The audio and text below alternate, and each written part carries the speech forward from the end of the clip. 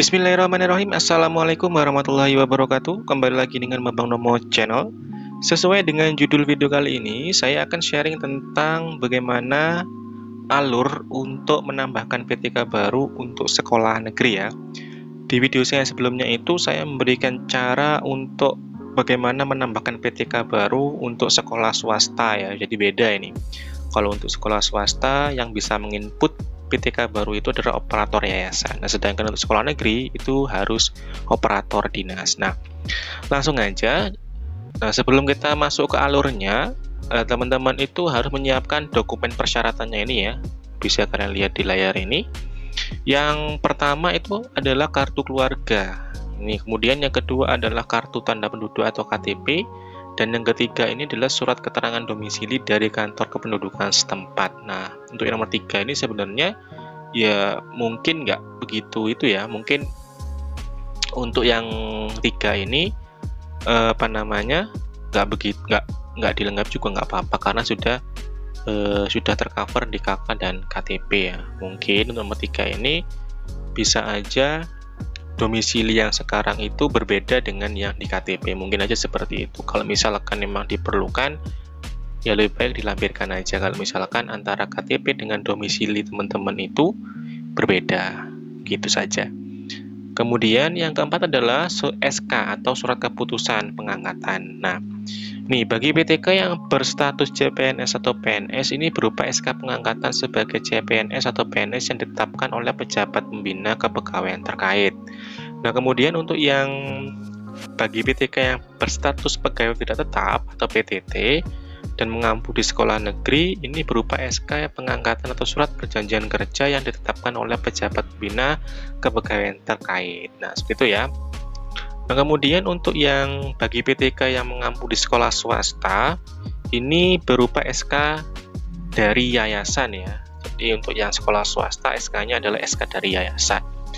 Lalu untuk yang kelima ini surat keputusannya atau SK-nya ini SK penugasan di satuan pendidikan ditetapkan oleh kepala satuan pendidikan. Jadi untuk SK yang dari kepala satuan pendidikan. Nah, kemudian yang keenam, sertifikat lisensi kepala sekolah. Ini bagi yang kepala sekolah ya, ini opsional aja. Oke, langsung aja masuk di alurnya. Nah, ini adalah alur dari menambahkan PTK untuk sekolah negeri ya. Ini mulai alur yang pertama, kedua, ketiga, keempat, sampai alur ke-8 nanti tahapnya. Ini akan saya jelaskan satu persatu ya, mulai tahap 1 sampai tahap ke-8. Nah, tahap pertama ini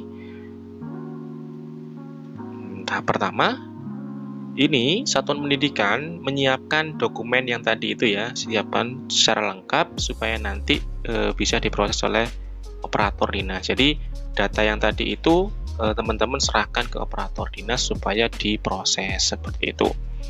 Jadi yang bisa menginput itu operator dinas. Nah, kemudian langkah kedua atau tahap kedua, nanti operator dinas akan merekam atau menginputkan data PTK baru tersebut di laman pengelolaan data PTK baru. Yang diinput itu ada identitas ya sesuai dengan KTP atau KK, kemudian domisili bisa sesuai dengan KTP atau KK atau domisili yang dari surat keterangan tadi itu. Nah, kemudian kepegawaian ini ada SK ya, SK penugasannya atau SK pengangkatan. Kemudian ada yang D ini SK penugasan dari kepala sekolah, SK KPM lah kalau seperti itu. Nah, kemudian untuk langkah ketiga, ini ya langkah ketiganya. Nah, ketika mengikutkan identitas tadi, operator dinas itu menginputkan NIK. Nah, ini nomor induk kependudukan yang ada di KTP PTK baru. Nanti NIK itu nanti dipadankan secara otomatis ya ke database arsip PTK Kemdikbud ya. Jadi dipadankan, dicocokkan seperti itulah. Nah, kemudian kalau misalkan NIK PTK baru itu ditemukan atau pernah terekam di database ini arsip PTK, maka otomatis pengajuan PTK itu nanti ditolak oleh sistem. Jadi nanti operator dinas akan menginformasikan kepada satuan pendidikan supaya melakukan proses tarik data. Jadi nggak bisa dilanjut prosesnya karena sudah pernah terekam. Sehingga tidak ada data ganda atau data yang tumpang tindih seperti itu. Nah, kalau misalkan NIK PTK barunya itu tidak ditemukan atau belum pernah terekam di database arsip PTK ini, nanti NIK atau identitas PTK baru tersebut dipadankan ke database Disdukcapil Kemdagri.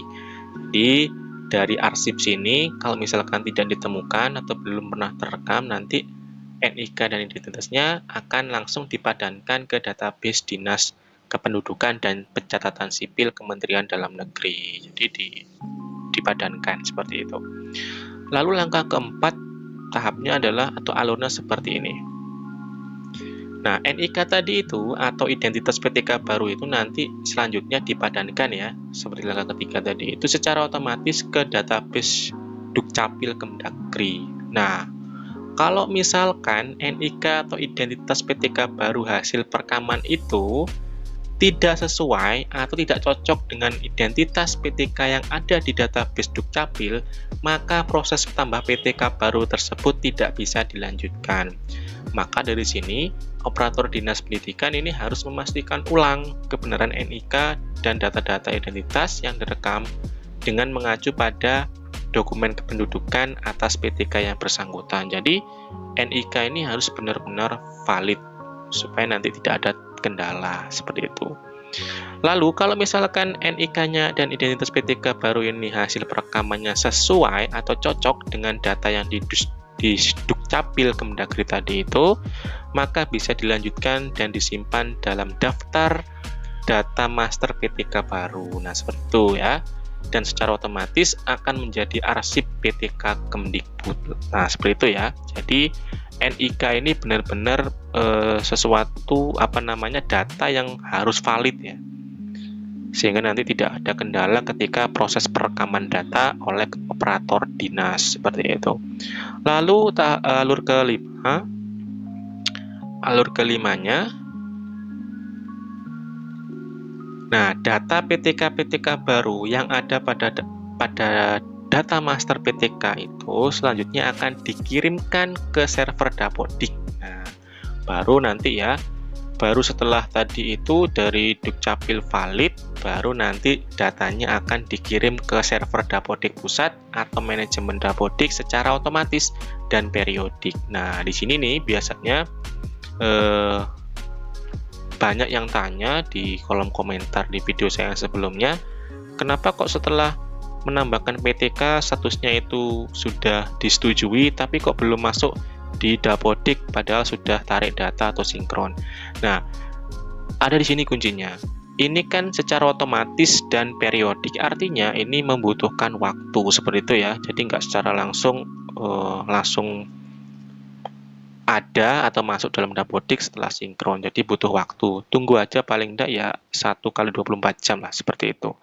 Kemudian langkah ke-6 atau alur ke-6, operator satuan pendidikan melakukan sinkronisasi pada aplikasi Dapodik sekolah untuk menarik data PTK baru dari server Dapodik Pusat. Nah, ini kalau sudah masuk di sini, baru operator ini sinkronisasi supaya data-datanya yang ada pada Dapodik Pusat ini masuk ke Dapodik yang ada pada laptop atau satuan pendidikan.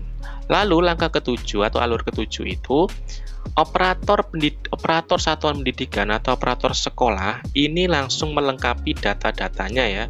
Jadi setelah masuk dalam Dapodik, baru operator sekolah melengkapi data rinci penugasan PTK, dirombel dengan lengkap. Jadi dilengkapi semua data-datanya. Baru alur ke-8, ini alur terakhir ya.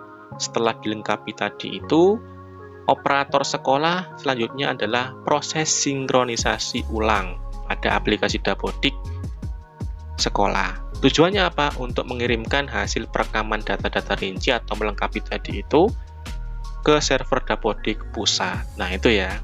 Seperti itu langkah-langkahnya mulai alur 1 sampai alur 8. Ya, mungkin itu saja yang bisa saya sampaikan. Semoga video ini bermanfaat buat teman-teman semua. Jangan lupa untuk like dan share video ini jika video ini bermanfaat. Namun kalau ada yang ditanyakan bisa teman-teman cantumkan di kolom komentar. Dan Assalamualaikum warahmatullahi wabarakatuh.